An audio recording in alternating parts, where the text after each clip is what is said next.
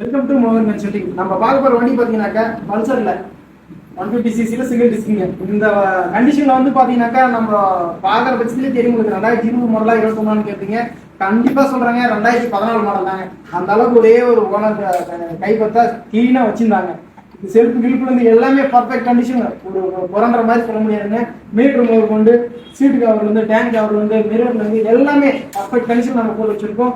Tyre கியர்ல இருந்து எல்லாமே கிளீனா இருக்குங்க. எதுவும் புரண்ட மாதிரி இல்லைங்க. செயின் கவர் முதல் கொண்டு எல்லாமே பர்ஃபெக்ட் கண்டிஷன். 2014 மாடலுங்க.